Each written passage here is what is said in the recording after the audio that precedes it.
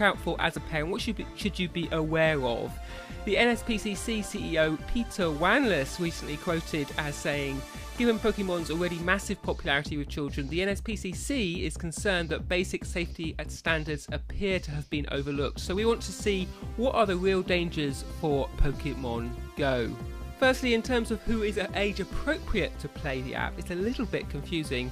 The app's official rating varies greatly depending on the platform and depending on the territory. On the iOS App Store, both in the US and the UK, it is stated as being suitable for those 9 and over for infrequent or mild cartoon and fantasy violence. On Google Play Store, things are a little bit more confusing because in the UK it's got a PEGI 3+ rating, whereas in the US it has an ESRB 10+ rating for fantasy violence. The lobby group Common Sense Media add in some more details to this picture, stating that only children over the age of 13 should be playing it. They quote privacy concerns, violence and drug references as things parents should be aware of. The wide variance of this guidance is perhaps a sign of how groundbreaking Pokemon Go is though. And I think to see the wood for the trees, parents should simply be aware that Pokemon Go games are usually rated as PEGI 7+, so the on-screen violence is going to be non-realistic and about fantasy characters. Of course, in the real world there are more considerations because there's privacy concerns and dangers around exploring the local area. Being lured to particular locations by strangers is also something that parents should consider. Another potential danger are unexpected costs. Something that's not covered by age ratings is the ability to make purchases in the app, these in-app purchases. So although Pokemon Go is free to start playing, you can use real-world money to speed up progression, and in the UK, a single transaction can cost as much as £79.99. In the US, that is $99.99. So that is something you need to be aware of before handing your smartphone or device over to a child. You can block the in-app purchases on the iPhone by setting up family sharing and ask to buy. This ensures that when your son and daughter makes a purchase, they first have to get approved by you. That is found in settings, iCloud, and then family if you set up that family sharing. On Android devices, you can do something similar via subscribe, family, set up family, and then get started. And you can ensure that kids can't make purchases without you realizing it and getting an unexpected bill.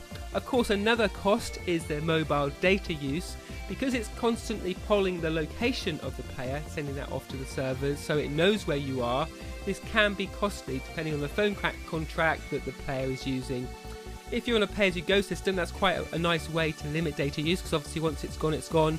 On contract tariffs, then you can set up warnings of data use to avoid, again, unpleasant surprises when the bill arrives. Now, perhaps chief amongst the NSPCC concerns is the sort of stranger danger area. Because Pokemon Go is most exciting about getting out in the real world and exploring your local area, finding those Pokemon, tracking them down, this is made all the more exciting when you come across other people playing the game as well. And as I mentioned, in our local vicinity, everybody seems to be playing. There's a real buzz about it. While this isn't a problem, if you play the game together with your children, if they play it on their own, I think parents do need to consider the potential risks. The position of the player is shared with other Pokemon Go users, and also other players can create lures, which are simply a way to attract players together for a battle, but potentially could be used to tempt children towards particular locations. So parents should set clear ground rules around where children can go when playing, and what they should do about not interacting with strangers in the game. Also, parents should consider that children may be more open to interacting with strangers if they discover that they are also playing Pokemon Go. And again, a conversation about this and some sensible boundaries is a good idea before they go out and start playing.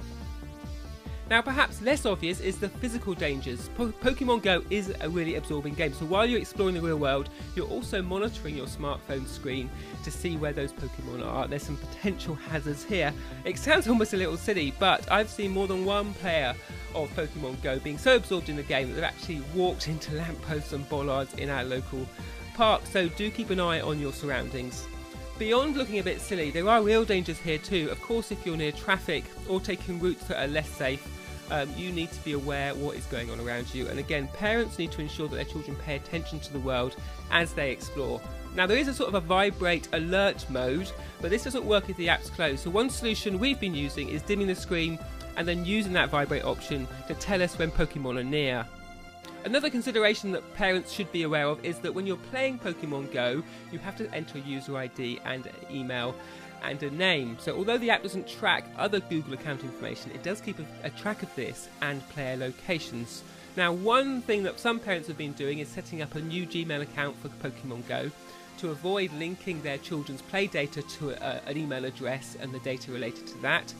This also makes it easier to track transactions and also limit that personal data collection. If you're still concerned as a parent, you can request that your children's details are kept safe, as is explained on the Pokemon privacy policy, by letting the Pokemon company know that the player account is for someone who is under 13. Finally, it's worth bearing in mind that Pokemon Go encourages children and families to explore and engage in the local area. Of course, this is a good thing, but it can lead kids to going out and taking different routes and ending up in unfamiliar streets. So even if they're not far from home, there is the potential that they may get lost. Parents, again, should set some ground rules about how far kids can go before they start playing.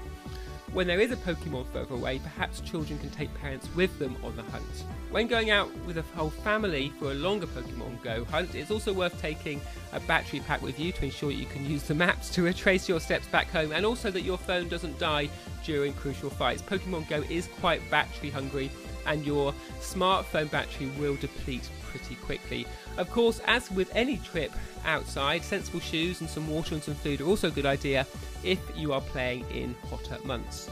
So there you go, there are some things to be aware of if you're planning on letting your children play Pokemon Go.